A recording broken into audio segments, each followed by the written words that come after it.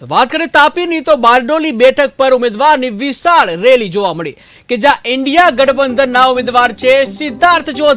સિદ્ધાર્થ ચૌધરીએ ફોર્મ ભરવા આવતા વિશાળ રેલી, જ્યાં ડીજેના તાલે કોંગ્રેસના નેતાઓ રેલીમાં જોડાયા કે જ્યાં આજથી લોકસભાની બેઠકો માટેના ઉમેદવારી પત્રો ભરાવાના શરૂ થઈ ગયા છે।